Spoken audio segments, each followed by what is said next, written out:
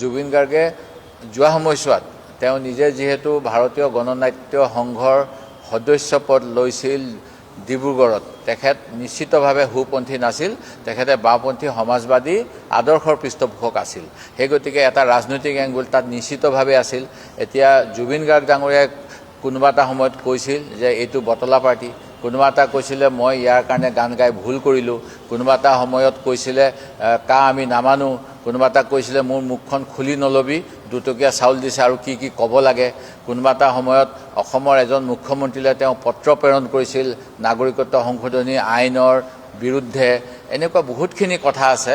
আমি আপোনালোকৰ মাধ্যমেৰে যেতিয়া জুবিন গাৰ্গৰ লগত গান গাবলৈ আগ্ৰহ প্ৰকাশ কৰা এগৰাকী যুৱতীক SITয়ে মাতি আনি প্ৰশ্ন সোধা দেখা পাওঁ, এই কথাবিলাক যেতিয়া আমাৰ মাজত ৰিল হৈ ভাহি আছে, এইবিলাক কাৰ আগত কৈছিল, কি কৈছিল, কোন দলক কৈছিল, সেইবিলাক কথাটো আমি তদন্ত কৰা দেখা নাই। সেই গতিকে তদন্তটো কমপ্লিট বুলি ক'বলৈ, তদন্ত ঠিক দিশত গৈছে বুলি ক'বলৈ কোনেও বিচৰা নাই। চাওক, প্ৰকৃততে মই ক'ব বিচাৰোঁ যে জুবিন গাৰ্গৰ মৃত্যু অস্বাভাৱিক। তেখেতে ছিংগাপুৰলৈ যাবলৈ ইচ্ছা কৰিছিল, ইচ্ছা কৰা নাছিল, এই বিতৰ্ক হ'ল। শ্যামকানু মহন্তই ক'লে জুবিনে নিজে গৈছে, আৰু তাৰ আগতে এখন প্ৰেছ কনফাৰেন্সত জুবিনে কৈছিল তেওঁ আমাৰ মেইন ব্ৰেণ্ড এম্বেচাডৰ, তেওঁক আমি লৈ যাম, প্ৰেছ কনফাৰেন্সত কৈছিল। সেই গতিকে বহুত তথ্য বিভ্ৰান্তি আহিছিল, আৰু এই গোটেই বিষয়টো মিনিষ্ট্ৰী অফ এক্সটাৰ্নেল এফেয়াৰ্ছৰ ফালৰ পৰা কৰা হৈছিল ভাৰত আৰু ছিংগাপুৰৰ দ্বিপাক্ষিক মৈত্ৰীৰ 60 বছৰ উদযাপন উপলক্ষে। আৰু তাত কোৱা হৈছিল যে বিজনেছ টু বিজনেছ ছামিট হ'ব।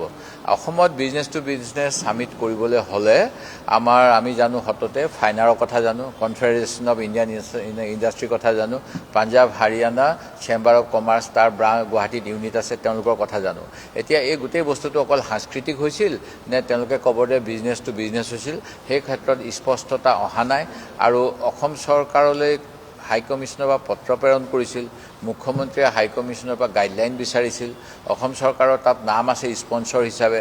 অসম চৰকাৰৰ উপৰিও কেন্দ্ৰীয় বৈদেশিক পৰিক্ৰমা মন্ত্ৰী পবিত্ৰ মাৰ্ঘেৰিটা অসমৰ সন্তান, তেওঁ জুবিন গাৰ্গৰ ঘনিষ্ঠ একালৰ। সেই গতিকে তেখেতেও ইয়াত কিবা যোগদান আছিল নেকি, এই গোটেইবিলাক তথ্য যেতিয়ালৈকে SITয়ে নাচাব তেতিয়ালৈকে SITৰ তদন্ত সম্পূৰ্ণ, যদিও আজি মুখ্যমন্ত্ৰীয়ে কৈছে যে সম্পূৰ্ণ হৈ গ'ল, আমি সেই ক্ষেত্ৰত সন্দিহান আছিলোঁ।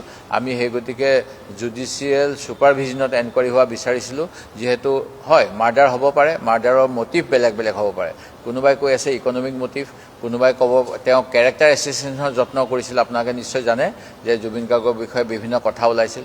তাৰ উপৰিও জুবিন গাৰ্গে যোৱা সময়ছোৱাত তেওঁ নিজে যিহেতু ভাৰতীয় গণনাট্য সংঘৰ সদস্য পদ লৈছিল ডিব্ৰুগড়ত, তেখেত নিশ্চিতভাৱে সুপন্থী নাছিল, তেখেতে বাওঁপন্থী সমাজবাদী আদৰ্শৰ পৃষ্ঠপোষক আছিল। সেই গতিকে এটা ৰাজনৈতিক এংগুল তাত নিশ্চিতভাৱে আছিল। এতিয়া জুবিন গাৰ্গ ডাঙৰীয়াই কোনোবা এটা সময়ত কৈছিল যে এইটো বটলা পাৰ্টি, কোনোবা এটা কৈছিলে মই ইয়াৰ কাৰণে গান গাই ভুল কৰিলোঁ, কোনোবা এটা সময়ত কৈছিলে আমি নামানো, কোনোবা এটা কৈছিলে মোৰ মুখখন খুলি নলবি, দুটকীয়া চাউল দিছে আৰু কি কি ক'ব লাগে, কোনোবা এটা সময়ত অসমৰ এজন মুখ্যমন্ত্ৰীলৈ তেওঁ পত্ৰ প্ৰেৰণ কৰিছিল নাগৰিকত্ব সংশোধনী আইনৰ বিৰুদ্ধে। এনেকুৱা বহুতখিনি কথা আছে। আমি আপোনালোকৰ মাধ্যমেৰে যেতিয়া জুবিন গাৰ্গৰ লগত গান গাবলৈ আগ্ৰহ প্ৰকাশ কৰা এগৰাকী যুৱতীক SITয়ে মাতি আনি প্ৰশ্ন সোধা দেখা পাওঁ, এই কথাবিলাক যেতিয়া আমাৰ মাজত ৰিল হৈ ভাহি আছে, এইবিলাক কাৰ আগত কৈছিল, কি কৈছিল, কোন দলক কৈছিল, সেইবিলাক কথাটো আমি তদন্ত কৰা দেখা নাই। সেই গতিকে তদন্তটো কমপ্লিট বুলি ক'বলৈ, তদন্ত ঠিক দিশত গৈছে বুলি ক'বলৈ কোনেও বিচৰা নাই। সেই গতিকে জাষ্টিছ ফৰ জুবিনৰ আজি 2 মাহৰ পিছত 60 লাখ মানুহে তাত বোধ কৰোঁ কিবা কিবি কৰি আছে, আৰু জুবিনৰ পৰিয়ালৰ ফালৰ পৰাও ডিমাণ্ড কৰি আছে, আমি ডিমাণ্ড কৰি আছোঁ।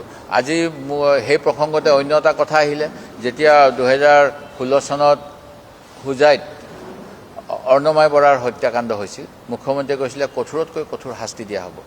আৰু গুৱাহাটী হাইকোৰ্টত যেতিয়া লোৱাৰ কোৰ্টে বোধ কৰোঁ ফাঁচীৰ নিৰ্দেশ দিছিলে, গুৱাহাটী হাইকোৰ্টে ফাঁচী ৰেহাই দি যাৱজ্জীৱন কাৰাদণ্ড দিলে।